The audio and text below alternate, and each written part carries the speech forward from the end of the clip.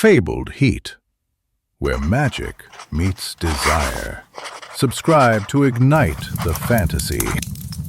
The comm screen flickered to life, spitting static before resolving into her image. An eerie blue glow painted my cramped quarters, highlighting the chipped formica of the desk and the dust motes dancing in the recycled air. Lena, after 7 years. 7 years of chasing the ghost of her laughter with cheap Venusian whiskey and even cheaper company. 7 years of meticulously constructing a life designed to not remember the way her hand fit in mine. And there she was. Her eyes, once alight with the boundless curiosity of a true xenobiologist, now held a haunted, hollowed look that sent a shard of ice straight through my veins. The vibrant green I remembered was dulled, shadowed with exhaustion and fear. It was a fear that resonated deep within me, a primal warning I hadn't felt since my days running Black Ops on the Outer Rim. "Ethan," she whispered, her voice a fragile thread stretched thin across the light years. The static crackled and hissed, threatening to swallow her words whole. "I need your help." I leaned back in my worn synth leather chair, the material groaning in protest under my weight. The chair wasn't much, but it was mine, a small piece of stability in a life that had become increasingly unmoored. My hand instinctively sought the familiar weight of the half-empty bottle of Venusian whiskey on the desk. The amber liquid sloshed gently as I brought it to my lips, taking a long, slow pull. The burn was welcome, a momentary distraction from the sudden, overwhelming rush of memories. The scent of ozone in her perfume, a subtle blend of jasmine and something metallic, something uniquely her, flooded my senses. I remembered the way her hair, a cascade of dark curls, had felt between my fingers, the silkiness a stark contrast to the rough texture of my own skin. The sound of her laughter, bright and infectious, echoing through the neon-lit pleasure palaces of Neo-Kyoto. And then, the gut-wrenching memory of her goodbye. The way she'd looked at me, not with anger but with a profound sadness, like I was a beautiful, dangerous thing she needed to excise from her life to protect herself. "What's going on, Lena?" I asked, my voice rough, gravelly from years of disuse and too much alcohol. I forced myself to meet her gaze, to anchor myself in the present. "Where are you?" She glanced nervously over her shoulder, her movements jerky and uncoordinated. The background was blurred, indistinct, but I caught glimpses of metallic corridors and flickering emergency lights. Something had her spooked, and whatever it was serious. The tension radiating from her was almost palpable, even through the comm screen. I can't tell you that over an open channel," she said, her words rushed, breathless. "It's not safe, but I can send you the coordinates. Meet me at the abandoned outpost on Mimas, Sector 7 Gamma, and Ethan, please come armed. Something's very wrong here, terribly wrong." The transmission cut off abruptly, the screen dissolving back into static.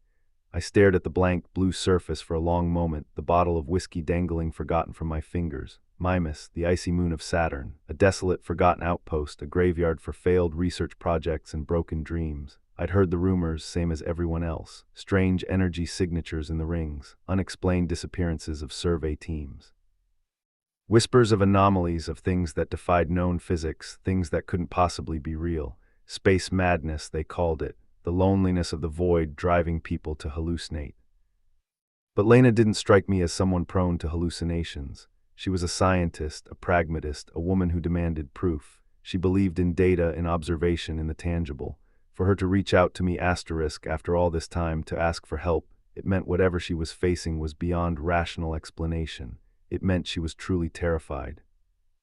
I pushed myself up from the chair, my joints protesting with a chorus of pops and cracks.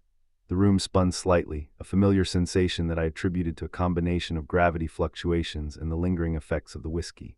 I stumbled towards the weapons locker, my boots thudding against the metal floor. My hand hesitated over the keypad, hovering above the cold, metallic surface. Old habits died hard. I'd spent years trying to leave that life behind, to bury the soldier within.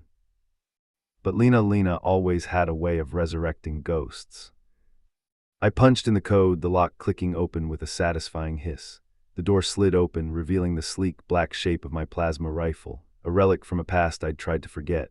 I checked the charge, my fingers moving with practiced ease, the muscle memory ingrained from countless missions. The weapon felt right in my hands, comfortingly heavy, reassuringly powerful. "You're a fool, Ethan," I muttered to myself, the sound echoing in the small room. A sentimental, stupid fool. But even as I said it, I knew I was lying. I'd never been able to say no to her. Not when we'd first met in that crowded, smoky Venusian bar, her eyes sparkling with intelligence and a reckless thirst for knowledge.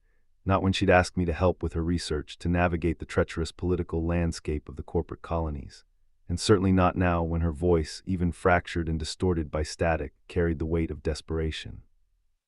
The journey to Saturn's rings took 3 days. 3 days of staring out at the endless expanse of stars, the swirling nebulae painting breathtaking patterns across the void. 3 days of fighting the urge to replay every moment I'd ever shared with Lena, to dissect every word, every touch, every stolen glance. I tried to forget, to compartmentalize, to build walls around my heart. But some memories burned too deep to extinguish, smoldering beneath the surface, waiting for a single spark to ignite them.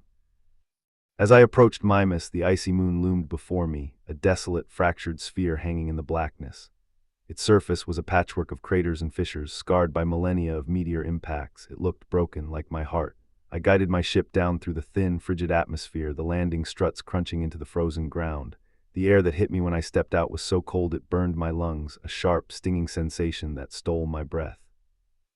I pulled up the collar of my thermal jacket and activated the environmental seals, the hiss of compressed air a small comfort in the oppressive silence. I started walking towards the abandoned outpost, my boots leaving crisp imprints in the pristine snow. It wasn't as abandoned as the reports suggested. As I got closer, I could see signs of a recent struggle, a blast door hanging off its hinges, scorched metal walls, a dark, viscous stain on the ground that was almost certainly blood. My grip tightened on the plasma rifle, my finger resting lightly on the trigger. The air crackled with an unnatural energy, a subtle hum that vibrated in my teeth. And then I heard it, a scream, raw, desperate, cutting through the icy air like a shard of glass. It was a sound that made my blood run cold, a sound that spoke of unimaginable terror and pain, and something else, something alien, something that resonated with a primal fear I didn't even know I possessed. I ran towards the sound, my boots crunching on the frozen ground, my heart pounding against my ribs. The outpost loomed before me, a skeletal structure of metal and ice, and there she was, Lena, broken and bleeding, sprawled on the frozen ground, her face pale and contorted in agony. Blood stained the alien snow around her, a crimson halo against the white. "Ethan," she gasped, her voice barely a whisper, her eyes, wide and wild with terror, locked onto mine. "I need you." But it wasn't her wounds that made my blood run cold. It wasn't the sight of her suffering. It was the shadows moving behind her, shifting and swirling in the periphery of my vision. They weren't shadows cast by the flickering lights. They were alive, hungry. They were changing shape, coalescing into forms that defied description, forms that seemed to warp the very fabric of reality.